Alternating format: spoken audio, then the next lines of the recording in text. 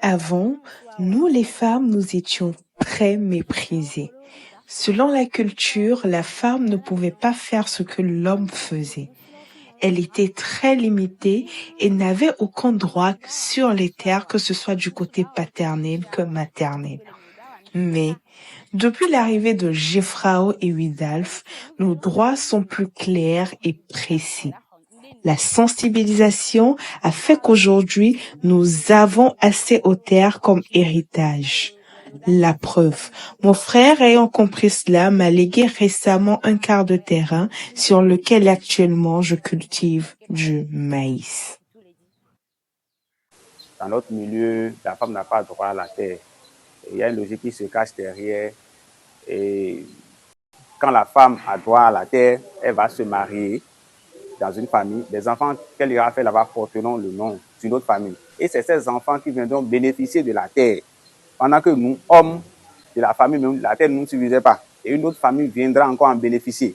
C'est ça qui fait que les femmes sont écartées et elles n'ont pas droit à la terre. Le WIDAF Afrique de l'Ouest a mis en place ce projet pour remédier à des problèmes socio-économiques, surtout à des problèmes inégalitaires que les femmes agricultrices et les femmes qui sont membres des associations villageoises d'épargne de crédit rencontrent sur le terrain. Nous sommes à Djidja et à Djakotome, deux localités situées respectivement à 159 et 139 km de Cotonou.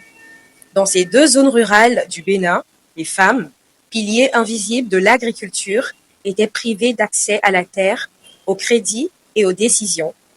Ce paradoxe est le déclic d'un projet ambitieux du WILDAF Afrique de l'Ouest qui accompagnait déjà ces femmes agricultrices. Nous avons, depuis un certain nombre d'années, commencé à travailler avec les femmes agricultrices pour renforcer leurs capacités. Et le constat est que ces femmes n'ont pas accès à la terre ni aux ressources de production que sont les intrants, le crédit et même, je peux répéter, l'accès à la terre et les technologies agricoles. Donc, nous avons essayé à travers ce projet Justice économique pour les femmes en milieu rural en Afrique de l'Ouest. Et le projet est mené dans 2 pays, mais nous avons essayé à travers ce projet pour remédier, pour réparer cette injustice-là que rencontrent les femmes. À la hauteur de ses ambitions, le WILDAF Afrique de l'Ouest a pu compter sur le financement du Women Development Fund, le Fonds africain pour le développement de la femme. Une mise en œuvre assurée par le WILDAF Bénin et les groupes de femmes agricultrices et d'associations villages d'épargne et de crédit dans les localités comme Djidja, Djakotome, Zobotome, Tovikla. Au total, 40 femmes accompagnées avec des résultats qui parlent d'eux-mêmes. Jeffrao nous a apporté beaucoup de choses. Jeffrao nous a enseigné comment une femme peut être pleinement autonome. Jeffrao nous a enseigné sur comment une fille peut être ambitieuse. Jeffrao nous a enseigné sur comment une femme peut trouver de la terre pour travailler. Comment faire les plaidoyers pour avoir les intrants, pour avoir la terre, même seule ou en coopérative. Jeffrao nous oriente vers différents acteurs de la terre afin d'obtenir les terres pour travailler là-dessus. Comment avoir les terres avec les papiers pour que demain on ne nous arrache pas ça. Armées de droits nouvellement acquis, elles transforment leur champ en levier de pouvoir économique. Avant l'arrivée du projet Jifrao, mes récoltes et ventes n'étaient pas vraiment ça. Avec les accompagnements techniques, le renforcement de capacité et les accompagnements financiers de Jifrao, la qualité de mes récoltes s'est améliorée. Aujourd'hui, j'obtiens de très bonnes récoltes et cela m'a permis de doubler mes revenus. Mais une telle réalisation aurait-elle pu être possible sans l'appui des institutions étatiques? Comme vous savez, le guichet unique fonctionne sur la tutelle du ministère des Affaires sociales et de la microfinance. Donc, toutes les ONG intervenant dans la commune où nous sommes siégés doivent collaborer avec le guichet unique de protection sociale de la localité pour mener ces activités. Donc, c'est une collaboration entre l'ONG FADEC sur ce projet par Nous travaillons en étroite collaboration à travers les formations qu'ils donnent aux femmes, à travers le projet avec comment les femmes peuvent épargner pour pouvoir nourrir leurs enfants, pour mener des activités, pour être libres. Avoir accès à la terre, connaître ses droits en tant que femme, oser s'affirmer dans une société patriarcale est sans doute un pas de géant. Cependant, sans l'accès au crédit, la justice économique serait un vœu pieux. Et ça, les promoteurs du projet l'ont bien compris. C'est vrai que beaucoup d'entre elles n'ont pas encore les pièces requises pour avoir accès au crédit. Sinon, il y a beaucoup de crédits qui se trouvent aussi au niveau du GUPS. C'est pourquoi on a appelé Guichet Uni de Protection Sociale. Vous n'êtes pas sans savoir qu'au niveau du ministère des Affaires sociales, il y a aussi des microcrédits. Par exemple, le microcrédit à l'AFIA que le gouvernement a mis en place pour les femmes, toujours pour leur autonomisation. Jeffra nous a encore appris sur le plan financier comment avoir les fonds dans les IMF et aussi dans les AVEC. Même si les AVEC ne sont pas encore formellement connus par l'État.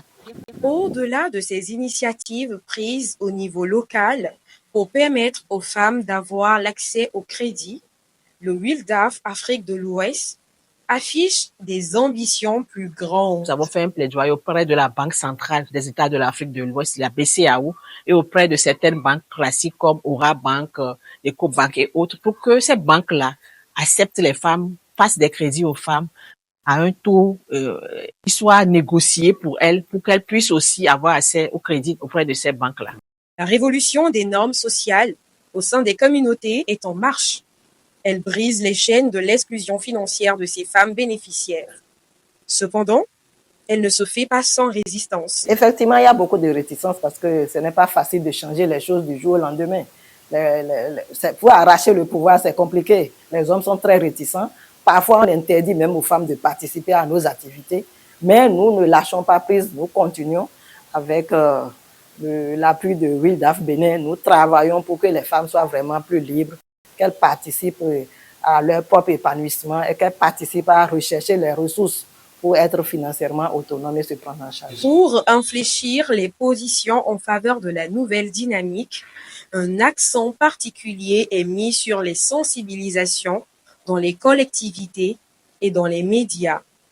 Avec l'ONG FADEC, nous réalisons des émissions grand public, c'est-à-dire pour mieux impacter la population. Donc, avec des reportages, bien sûr, des interviews, des invités, pages invitées, nous faisons beaucoup d'activités ayant trait à la réalisation, à l'objectif fixé par l'ONG FADEC.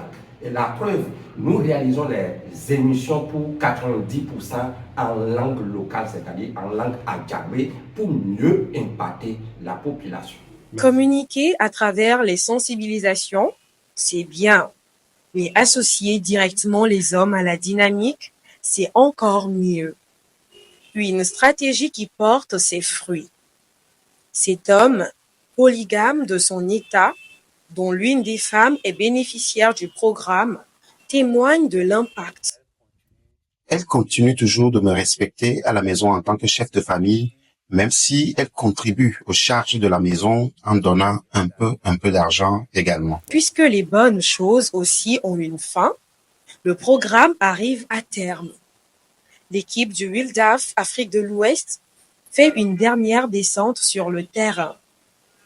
L'ambiance et l'accueil réservés par les bénéficiaires témoignent à suffisance des résultats obtenus.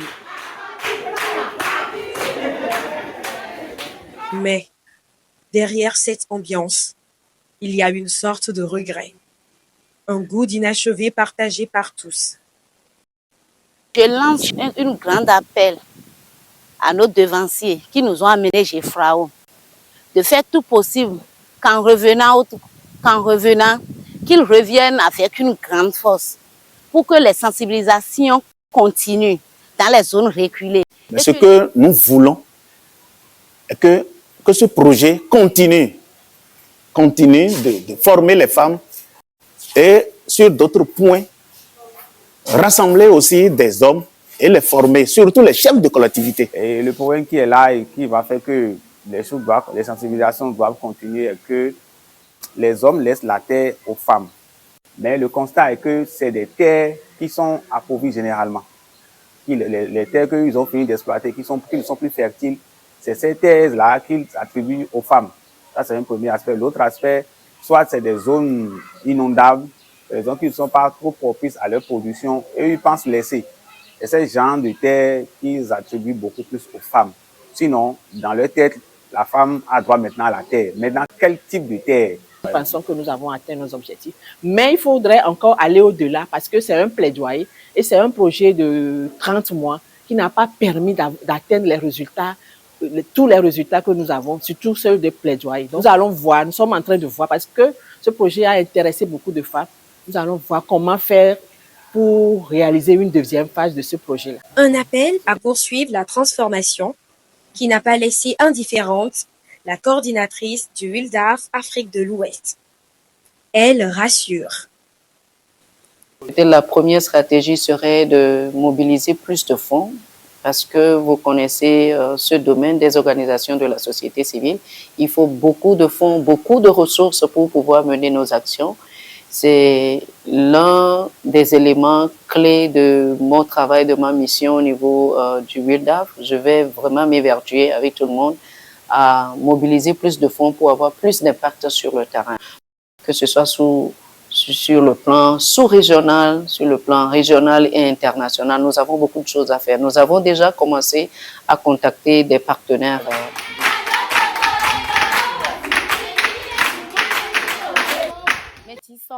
Je tiens à exprimer ma profonde gratitude aux partenaires financiers African Women Development Fund qui a mis à la disposition de WILDAF Afrique de l'Ouest les fonds nécessaires pour la réalisation du projet GFRAO.